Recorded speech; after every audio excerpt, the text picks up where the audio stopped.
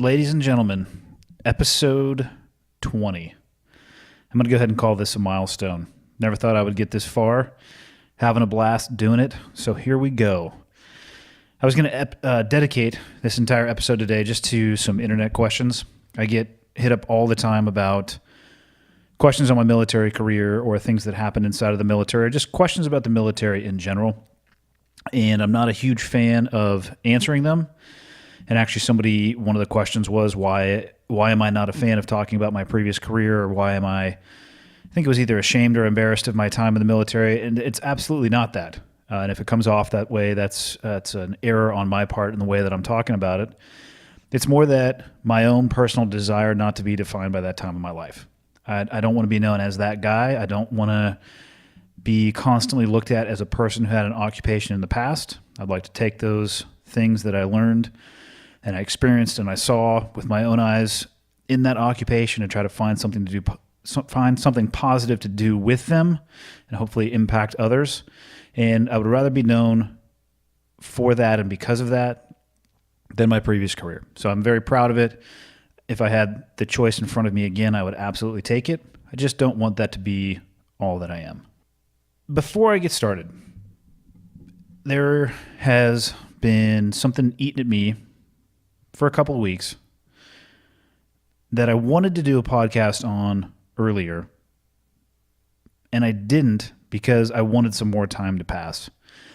Not for myself, but for the people that I would be talking about, based on what I have seen people in that experience or in the middle of that experience, what they need. What they need is time. And what I'm talking about, to be clear, were the soldiers that were killed in Africa and how the death of those soldiers became completely, utterly, and absolutely politicized. It bothered me, and it has eaten at me since I first saw it hit the mainstream media, social media, and every type of media in between. But I didn't want to pile on it. And I didn't want to pile on it because I don't care about the people talking on social media. I don't care about the people screaming, convinced that they're right. I don't care about the people trying to turn it into a political argument. I care about the family of those that were killed. And the one thing I wish they would have been able to have is some peace and some time to be able to deal with it on their own. And I just didn't want to heap on top of that. On October 4th, so actually it is more than a few weeks ago now, we're talking about almost a month, 4 U.S. soldiers were killed conducting an operation in Africa. From my understanding, they were not there in a direct combat role. I'm using air quotes as I say that, meaning they were not there on the ground seeking to engage with an enemy. From my understanding, what happened is they were ambushed on a patrol, and they did the best they could to fight their way out of it. And in the course of that event, 4 U.S. service members lost their life. If you didn't see it, I can't recommend enough going and finding the speech that was given at the White House. Maybe speech isn't the right word. The briefing that was given at the White House by retired General John Kelly, who is currently President Trump's chief of staff. I'll try to find a link to it and potentially put it up when I post this podcast. What I would love for everybody to do is to stop listening right now and actually go and find that interaction with the press corps. And I would love for everybody to listen from start to finish when he's describing what happens when a U.S. soldier is lost anywhere in the world until that soldier is reunited with their family. And I'd love it if for 2 minutes of your life, you could put down whatever hat you wear, whether that's the hat of somebody who's devout on the left, whether that's the hat of somebody who's devout on the right. Put it down for a minute and don't think about it from a political perspective. Don't try to figure out why the individual might have joined the military. Don't try to figure out why the government sent them there.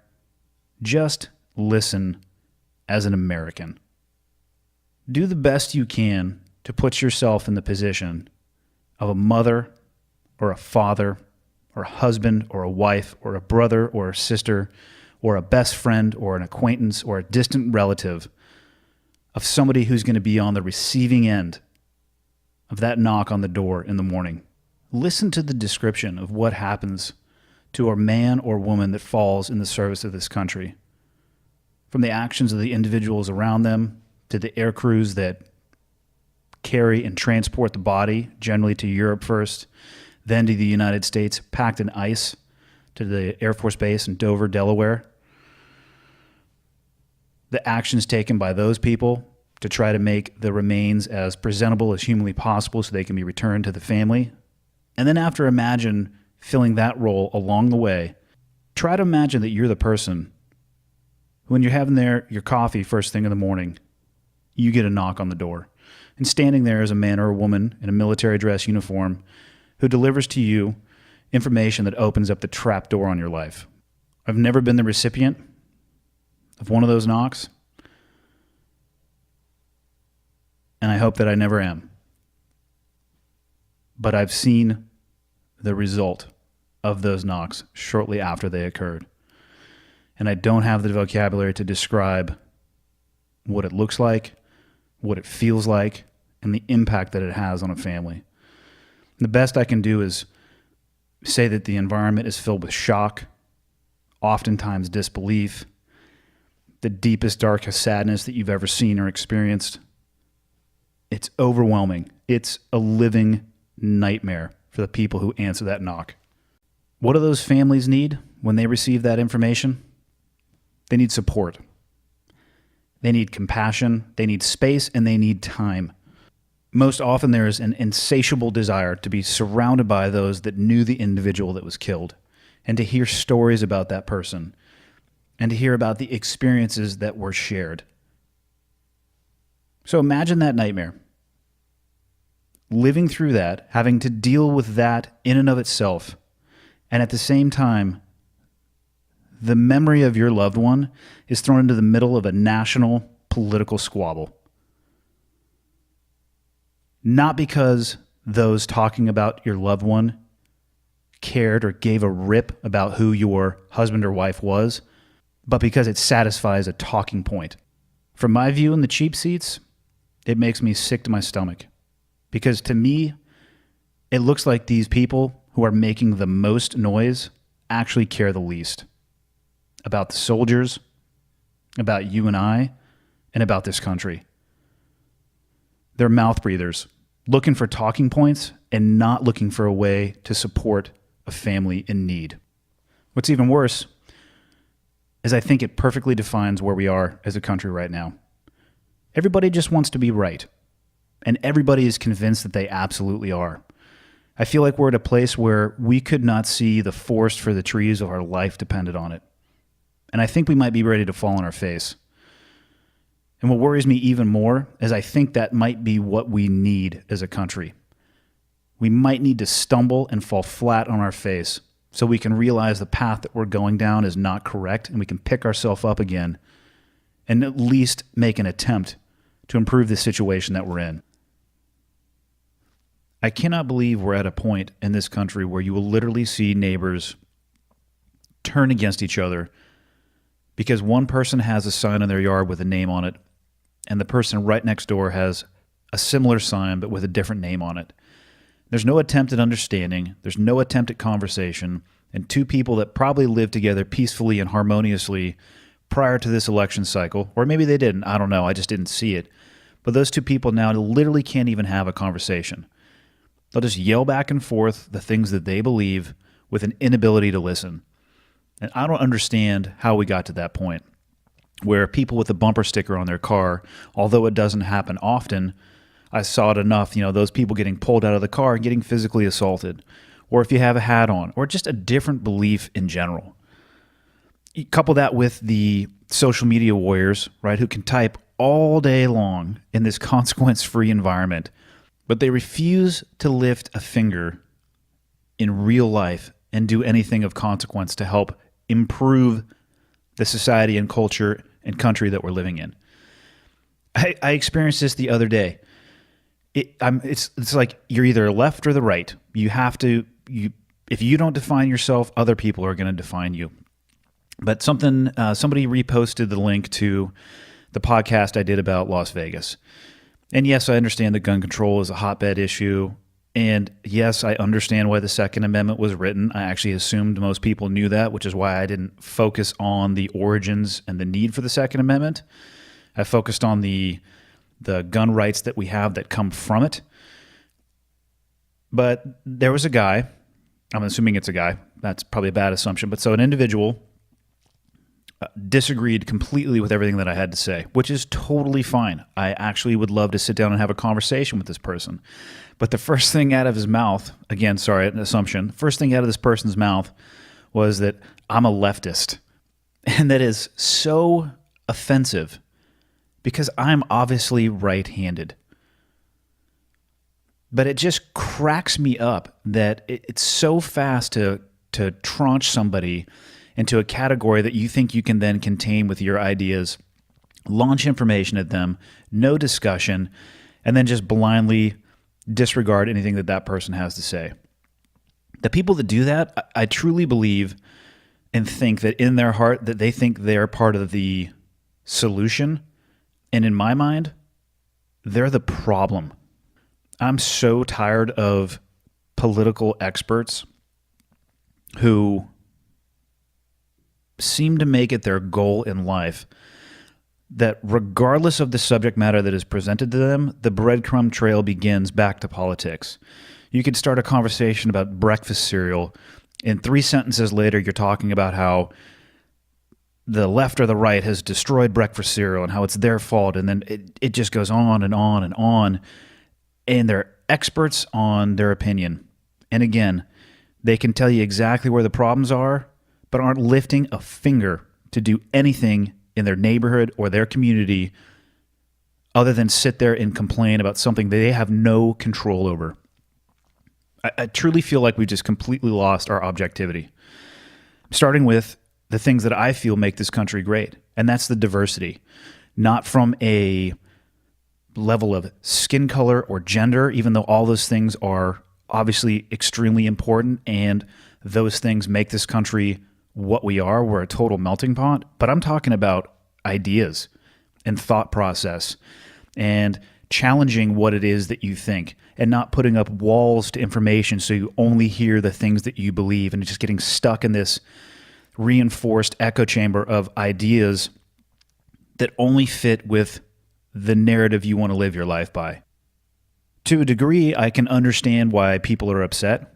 There's crazy inequality in this country, as there is in every other country on the face of the planet. And I would love for somebody to provide for me an example of where inequality has not existed in any society since the inception of man. We've done some horrendous stuff as a country. Why people turn their back on that, I have no idea. I think we should own those things and constantly be striving to improve ourselves because of the things that we've done in the past. Because those things, light a fire underneath our ass and keep us moving in the right direction so we don't fall back into those pits. But let's be clear. We have it really good. If you're listening to this and you're in a first world country, let's maintain just a little bit of objectivity, okay? What I mean by that is when you go sit down on a toilet to go to the bathroom, the water that you're sitting over is cleaner than most people on earth will have access to the vast majority of their life. A couple days ago, the new iPhone was released. There were people sleeping outside of retail stores in tents and sleeping bags to spend over $1,000 US on the next gadget. Basically a smart computer that they can carry around in their pocket. We pay more per ounce for coffee at Starbucks than we do gas coming out of the pump. We have it so good, so much better than most people in this world will never even have the opportunity to achieve. And we cannot see the forest for the trees. With that lack of objectivity comes things like the politicalization, I don't even know if that's a word, but that's what I'm going to say, of a phone call between the President of the United States and a widow of a soldier that was killed in Africa. And from the cheap seats where I'm sitting, all it was about was talking points that satisfied one side or the other. It wasn't about the widow. It wasn't about the soldier. It was about one side or the other trying to be right, and it absolutely drives me nuts. Before I even get into the content of the phone call, which I will a little bit, ask yourself this. Do you think you could have made that call? If you had chosen to, do you think you would have picked the perfect words? Do you think that your delivery would have been perfect? And then look at it from the perspective of the person receiving that call. Would you want that conversation about your loved one that you'll probably never see again except under a flag-draped coffin? Do you really want that debated on a world stage? Does it help you mourn? Does it help you find peace? Does it help you take a step closer to closure? I can't imagine that it does.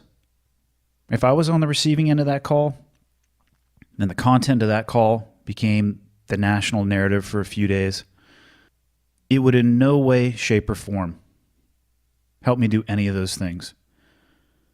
If anything, it might erode away at the value of the service of the individual who was lost. Now, for the content of the call itself, it seemed to hinge around one or two sentences.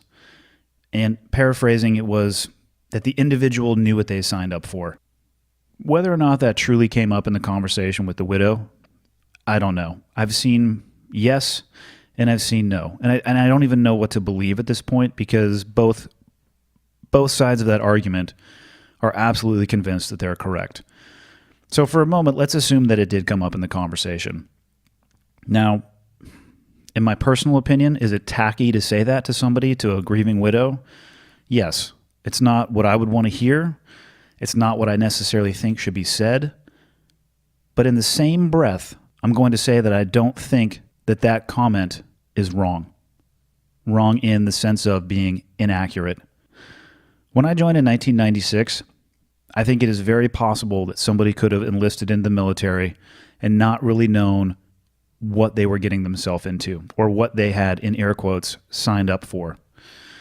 I say that because there was not much military activity from a sustained combat perspective, meaning these mature theaters of war like Iraq and Afghanistan.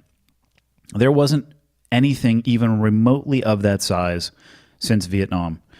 There was Panama and Grenada and Black Hawk Down in Mogadishu, but those were, as far as, not to take anything away from those, but as far as commitment from this country of both manpower, money, and time, very, very, very small. And there's a variety of ways to serve into the military. Most of the branches, I believe, call them MOS, an MOS, or Military Occupational Specialty. In the Navy, it was NEC. I think that stands for Naval Enlistment Classification or Code. Depending on which one you pick, you could, at that time in 1996, have little to no expectation of ever doing anything from a combat perspective, because the world was completely different. When 9/11 happened, there was a shift inside of the military going forward. And pre 9/11, there's a variety of reasons that people would join the military. The economic, it could be an escape from crippling poverty. It could be a way to see the world. The GI Bill was a huge draw. Serve for 4 years and have your college essentially paid for. And then all the other reasons people would want to join from a patriotic perspective, and everything in between. Post 9/11, I think the argument is much more difficult to make that if you volunteered for military service, and again, in the armed services, if you volunteered for that, you had a much better idea of what it is that you were signing up for, especially as we committed to Afghanistan and then to Iraq. There were still some military specialties. By that I mean occupations inside of the military that had a extremely low likelihood of seeing combat. But as the wars drug on and the strain to manpower increased, They started implementing an individual augmentee program, and people who never thought they were likely going to be going to a combat zone went there in a support capacity. And it's my opinion that if you go in a support capacity to a war zone, the second that you fly over that country into a war zone, you're a combatant. You might get mortared, you might get ambushed, you're at war. The world changed after 9/11 as far as the military is concerned. But what didn't change is the enlistment contract. If you signed up pre-9/11 or you signed up post-9/11, you might have thought about it differently, but you signed exactly the same contract. And if I look at myself all the way back until when I initially signed the paperwork, did I know what I signed up for? Well, let's go through what happened. I volunteered to join the military when I was 17. My parents had to sign on the dotted line for me. I volunteered to go to BUD/S.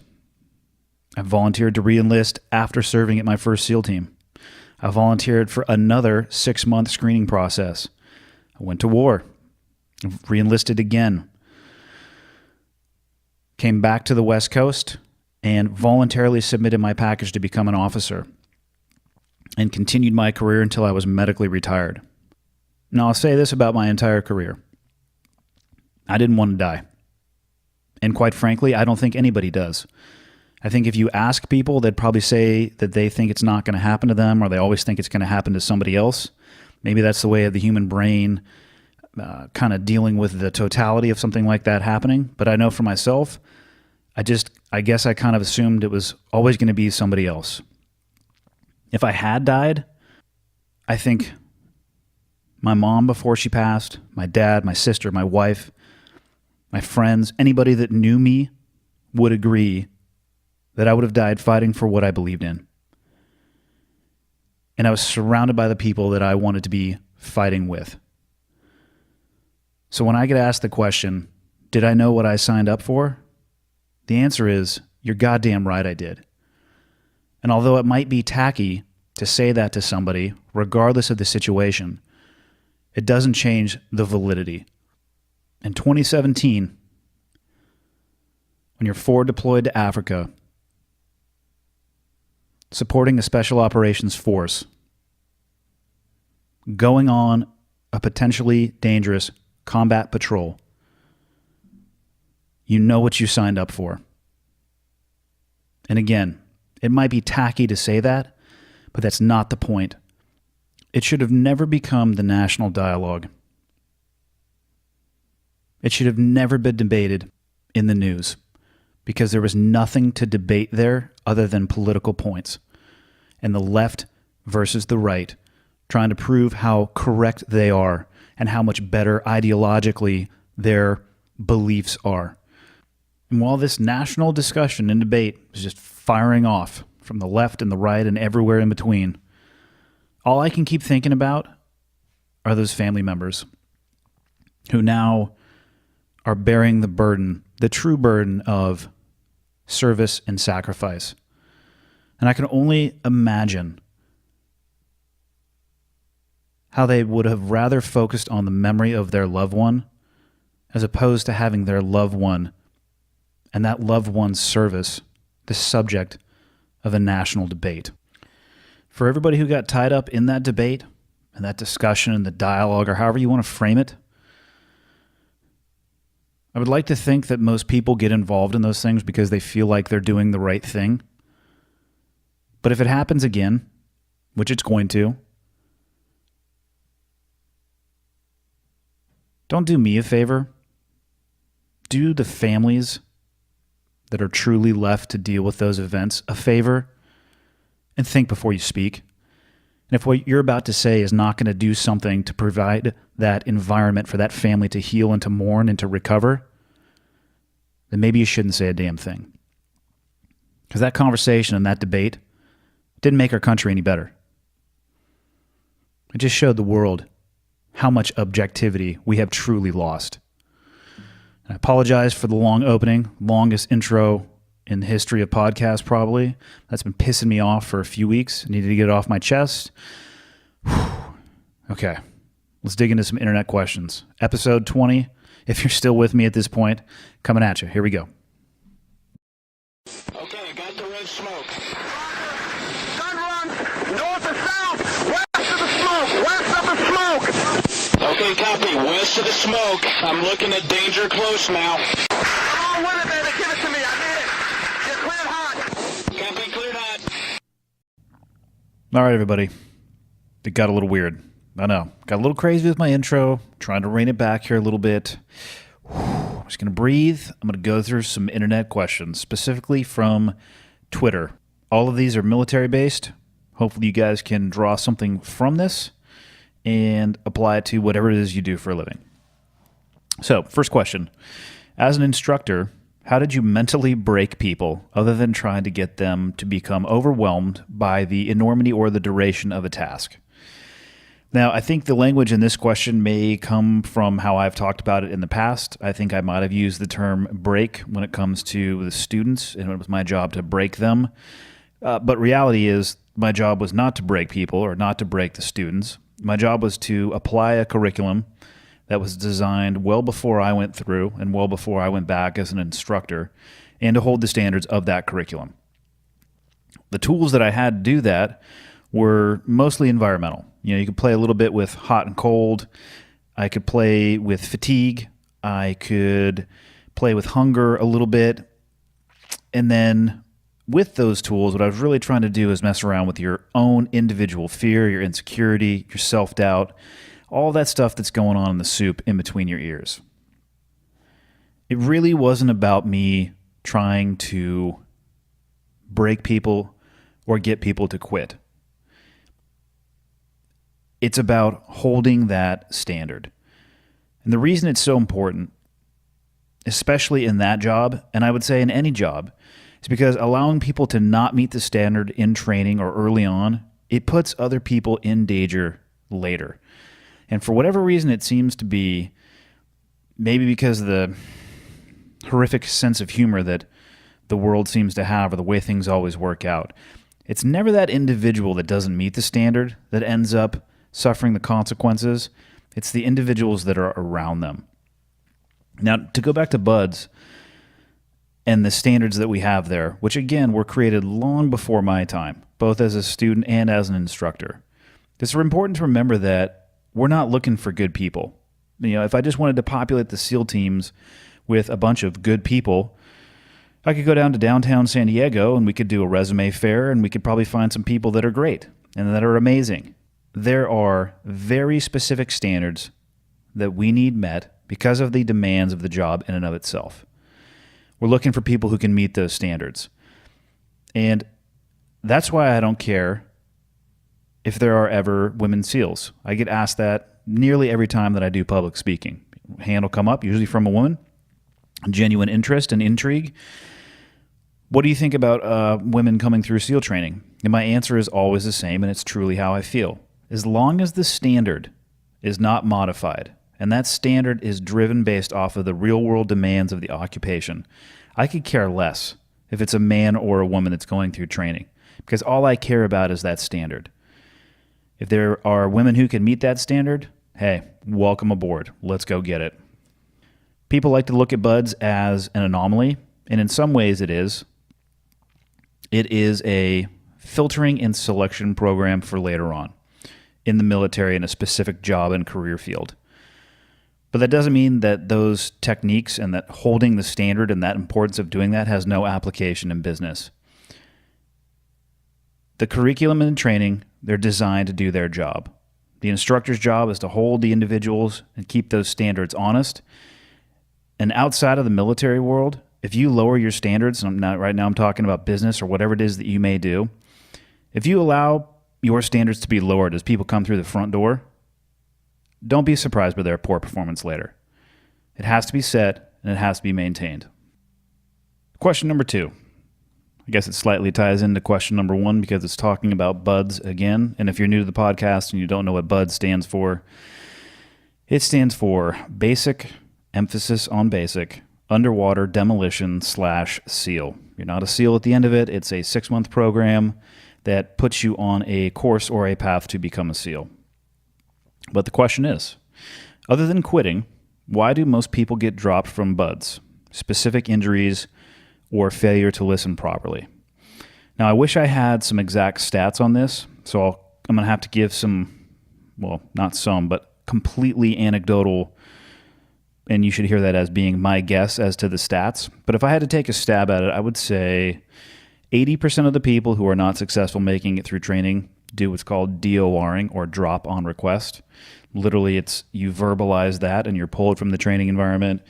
There is some paperwork that has to follow, and then you have to ring a brass bell 3 times to symbolize the end of your training at the Buds compound. So I would say 80% of people go that route, a verbal quitting of the program. The other 20%, I would say, are split between medical drops or performance drops. And for a little bit of context, as a student coming through training, and this may have changed, I was an instructor back in 2006. Yeah, wow, dang, that was a long time ago. So we're talking 11 years ago. Some things might have changed. At that time, as a student, you had the opportunity to be rolled inside of training twice. You had a medical role, which could be something along the lines of an injury, or you had a performance role, which could be a failure to meet one of the published standards. You did not get 2 performance roles, and you would not get 2 medical roles. I'm sure that's happened at some point or another, but it would have to be exceptionally rare. As far as the actual injuries go, the most common things that I saw were shin splints, which is overuse, and occasionally broken bones, whether it be falling or the obstacle course out on the sand. The people fall on that all the time, but they're actually landing on soft sand, but it happens from time to time. So that'd be the 2 things, shin splints and broken bones. And on the performance side of the house, you're tested every week. There's a standard for a run, 4-mile run specifically, 2-mile ocean swim, and then the obstacle course. And there's also academic standards as well.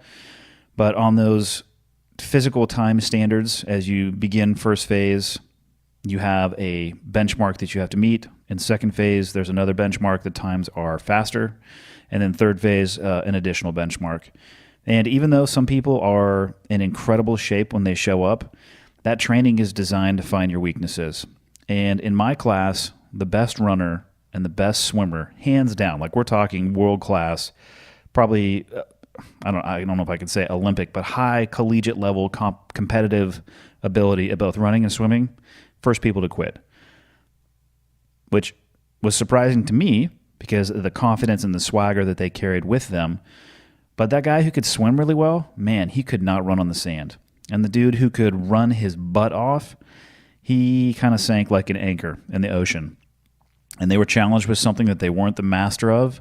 And I would have to say that they were both came in from an environment where they were very catered to because they were at the top of their game. And then they got kicked square in the nuts, and they couldn't deal with it. They could not deal with that hiccup and that challenge and that adversity. And it terminated in them quitting training. I don't know if they came back later on and graduated, but that performance in Buds is more about being a generalist than being a specialist.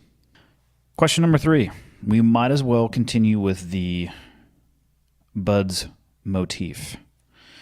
This question reads, any advice related to workouts for a Buds type process?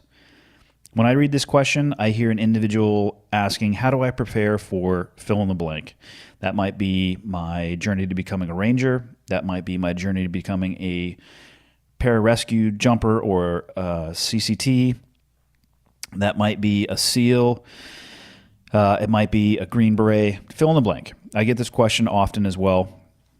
The advantage that everybody in this day and age has is the internet.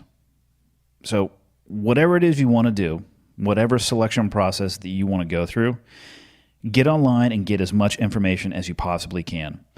In the early 90s, when I was trying to find out stuff about Buds, I went to the library. You have more information than that library had accessible for me in your pocket, so use it. You should be able to find all of the physical standards and probably all of the physical tests as well. And if you're training to do something like this, or you think that you want to take your life in this direction, if you have the standard and you know what you're going to be challenged with, make those things your benchmarks. And when I say that, make sure that you're not reaching to achieve that benchmark. Don't rely on having your best day ever to be able to pass. I'm sure a lot of them are going to be a variation of run, swim, pull-ups, push-ups, and sit-ups, something along those lines. Maybe it'll involve a rucksack, whatever it may be. Don't rely on a great day for you to be able to pass those things. You need to make them easy to achieve. Now, I don't recommend that they become the only training that you do. Like I said, make them a benchmark and check in with them enough and as often as possible to ensure that you are still meeting and exceeding those standards. And then beyond that, I would get as well-rounded as you could possibly be. In my opinion, there is no downside to being a strong person, so I would not skip barbell and dumbbell and strength training work. And you can call it whatever you want to call it. You could call it functional training. You can call it CrossFit. You can call it Jim Jones. I really don't care what it is. Do complex exercises with weight at a high intensity, but then also be very careful of making sure that that's not all you do either. Checking back in with those benchmarks, and in addition to those benchmarks, you need to put some distance work in as well. When it comes to that distance work, like I already mentioned in question number 2 about one of the most common injuries we saw at Buds, shin splints. From my understanding, that is an injury that comes from overuse. Consider how many miles you're putting in on your body and really look at doing some high-intensity interval work to replace some of that distance. Make sure you're putting the distance in when you need, but you can really reduce the mileage underneath your feet by doing some high-intensity interval training. With that training, try to find the equipment that you're going to be using. A good example of this would be running in soft sand on boots like you're going to if you choose to go to Buds. They also use a very specific type of fin in Buds, and it's not the same type of fin you're going to find at your normal sporting goods store. So you could go get these crazy 3 feet long fins and have these ridiculous swim times. When you get issued the fins at Buds, it's not going to be anything like that, and your feet and ankles may not be prepared for it. So again, do your research and get the gear that you can. Don't run too much in boots. Run as much as you need to so that you can do it comfortably, and then focus on your training. And the last thing I'll say, regardless of the training program, or I should say selection process that you're trying to prep yourself for, is that do not go into that selection course depleted. I found and still find that most people are overtrained and under-recovered. You need to be physically prepared, and in addition to being physically prepared, you need to have your brain packed. And what I mean is you need to be prepared for it to suck. And if you can go on there rested and prepared, it's going to take a little bit of that burden off of your brain for you. So take it very, very seriously, but don't go too far down the rabbit hole. You got to save a little bit of gas in the tank for what it is you're actually trying to achieve. Question number 4. Looking back on your career, what would you change, if anything? Question mark. What would today's Andy say to first day in the Navy Andy? It's a good question. And the first thing I'll say is that if I had a chance to go back and do it all over again, if I had a time machine knowing what I know now, and I could go and teleport back to the day that I left for Navy boot camp, knowing the journey that was in front of me, I absolutely would do it again. But I definitely would have some advice for my younger self. And I think the most important advice, looking back on my life and where I am now, and I guess where I want to go, even though I'll be the first to tell you I'm not sure where I'm going and necessarily what I want to do. My advice for the younger me would be to never lose sight of the fact that your time in the military and your time in the SEAL teams is going to come to an end. And regardless of how much you love the community and how much you want to stay involved and how much you want to convince yourself that the team needs you and you should never leave, the reality is that the ship is going to move on without you at some point. And just always keep that in the back of your mind. I'm not saying don't focus on your job. I guess what I'm saying is just be aware that at some point you're going to have to start thinking in a different manner. Along those lines, one thing I definitely would have told my younger self is to take advantage of the educational opportunities. There are amazing programs in the military, whether it be job occupational enhancement stuff for your job in the military that you can get college credits for, or the tuition assistance program inside of the military that can help you no cost, college educations, both associates and bachelors. I know many people who were able to go as far up the ladder as they wanted to go without going a dime out of pocket. There's language opportunities. I mean, there's plenty there. You just have to seek them out sometimes. As far as things I would have changed, maybe not necessarily professionally, but personally, advice I would have given to my younger self. I think the best piece of advice I could have given to my younger self would be to spend more time being present with my family. And I don't mean present as in physically present. I mean present as in checked into the moment, not thinking about what I'm going to do at work the next day, but literally just enjoying the fact that I have amazing young children and spending that time with the kids instead of spending that time being there with the kid and not being emotionally and mentally available for what it is that they wanted to do. It's one of the large regrets of my life, and it tugs at me every single day. I feel like I missed out on so much stuff, even though that I was right there. And kind of in lines with that, I would take advantage of more of the family programs that the military has to offer. They offer retreats, counseling programs, communication programs, support groups for when the elements are overseas and they're deployed. And all of those things, I look back and I wish some of the programs they have now are amazing and they didn't have when I was in, but there still were programs when I was in, and I wish that for the benefit of my family, I would have taken advantage of some of those things. So in a nutshell, I would have told my younger self just to keep a little bit of an eye on the future, make sure I have a plan. The military is going to get their pound of flesh out of you. Just make sure you get your pound of flesh out of them too. Question number 5.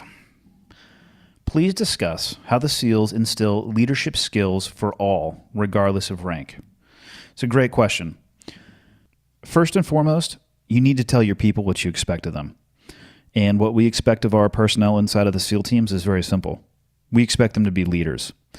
So we tell them that, we lay out the expectations, and then we teach them. And it starts in day one. I don't know how many times I heard in my career, in the absence of leadership, you need to step up and you need to make a call. Over and over and over again, it's reinforced that if no one is making a decision, you need to step up and you need to make that decision. So we teach them these things, we explain what we are expecting, we teach them how to do it, and then we give them the opportunity to practice in training. There's a variety of different ways that this shows its face. One of the ones that I'm sure is pretty common throughout a lot of military training is that they'll take the junior man, the person who has the least amount of rank in the class, and they'll put them in the position of the officer in charge, which would be the person who has the most amount of rank in the class or the training environment. And you're gauging the knowledge, understanding, and ability of that junior personnel. And then the leader can sit back and see and judge for themselves how well they're doing a good job or what type of job they're doing leading and imparting information on others. We also have it show up all the time by removing leadership from evolutions at decision points. And I know I've talked about this before, but one of the most common ones that we'll do is when we're out in the desert or an environment where you're walking in a group of people.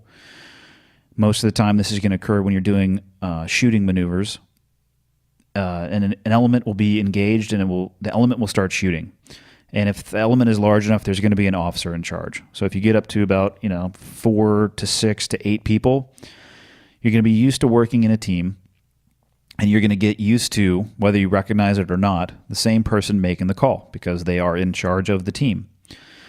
And we'll allow an evolution to go to a point where that person who is generally in charge of making the decision gets ready to make a call, and we pull that leader out of the element, and we watch what happens. And it's not pretty usually when we first start, and a lot of the times the junior personnel can get overwhelmed because even though they know that they need to be a leader and that's what's expected out of them, they don't have much time in practice actually executing that theory. It's still a theory to them at that point. And we repeat that through every phase of training that you go through. And eventually what you get is somebody that is not really impacted or effective when the leadership position they're used to hearing isn't there to make a decision Because what they do is they look around and recognize that that person is either gone or maybe their time or task saturated. Maybe they got killed in a worst case scenario. And they make the call that needs to be made. What that training does is develop proactive thinkers, not reactive robots. It develops people that will come to you with solutions instead of asking you, hey boss, what do you want me to do? Which is not what you want your people to be saying to you. You want them to come to you and say, hey, this is what I see, this is what I think needs to be done. And you can go and you can either make a correction to that and send them on their way, or you can look at the plan they have in front of you and be like, hey, right on, go ahead and execute that, and you can sit back as a leader and worry about the bigger picture. That type of training is not specific to the military at all. You can do this, in my opinion, in any sector that you feel that there would be value. And it's not difficult to do. Obviously, do it in training first. And unless you've exposed your people to this type of stuff, I absolutely would do it in a controlled training environment. But create a test scenario. I recommend putting a time restriction on it, and I recommend making it a difficult time restriction. And then watch as your team settles in to work together. Let them get to a point where a decision needs to be made by some of the leadership, and then pull the leader. You're going to get a baseline for how your organization operates when either you, as the leader, or the leaders that work underneath you are not present. In my opinion, that's the true baseline of your organization. If you don't get the result you want, change your training. Change your culture. But just remember that if you don't set the standard and then hold yourself to that standard, don't expect other people to do it. Question number 6. I think this is number 6. Through BUDS and the teams, can you discuss mental preparation versus physical preparation and how that transitioned into the civilian world? What I'll say about this, to me, the physical preparation was kind of always the assumed baseline. Although I very often say that BUDS is nearly all mental, there is a huge physical component to that.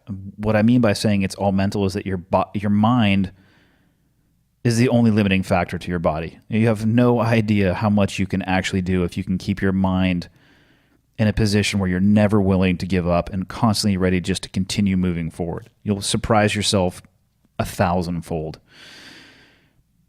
Having said that, you have to be pretty capable to make it through BUDS. And then the SEAL teams, most of the training is you're walking around on your feet. It's very physically challenging. So the physical preparation is just kind of it's a baseline. That fitness and probably need for mental sanity to go jack some steel around every single day, it becomes part of who you are. I mean, it's certainly part of who I am now. If I don't get a physical release from working out, after a few days, my world starts to come a little bit unraveled. I'm sure my wife totally digs it.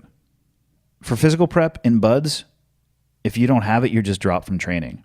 In the teams, if you don't have it, your performance suffers, and then you're going to get a little conversation from the people who are working for you. In BUDS, you're just trying to complete the job, which is get through training. In the teams, you're just trying to maintain your competency and capability at the variety of different things that you have to do. A lot of that's going to be with body armor on and external weight, so you're training for that stuff. The mental preparation, I know I've talked about probably too much for people to be interested to hear me repeat myself on previous podcasts. So I'll keep it super short and say that the goal and the strategies that I've seen work is just to keep your world small and focus on the things you can control and the things that are right in front of your face.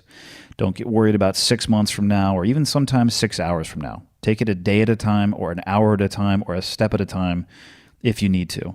And get your brain into a position and a place that nothing is going to stop you.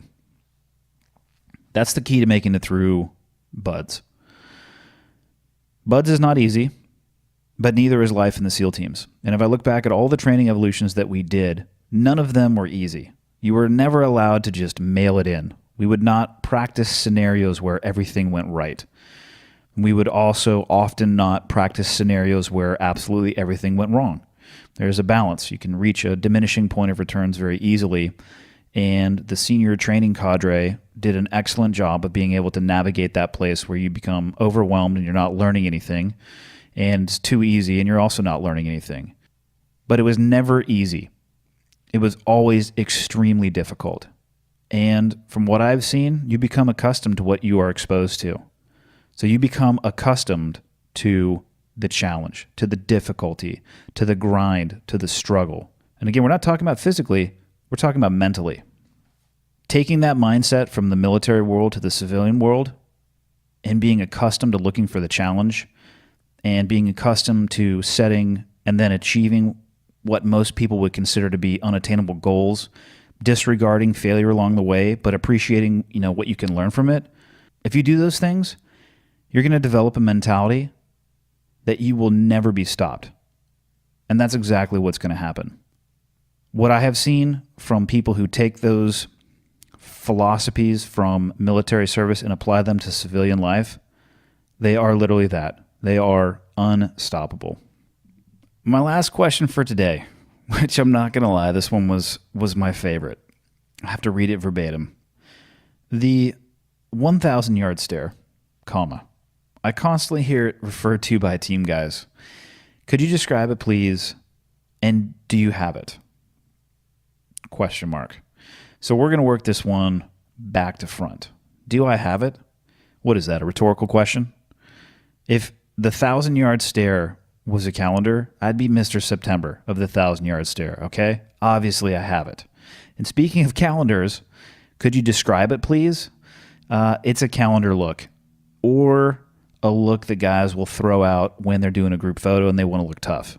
And if you think I'm kidding, I'm going to get some video of what people say right before pictures and when they're discussing, hey, are we going 1,000 yard stares? Are we going smiles or no smiles? What are we going to do, right?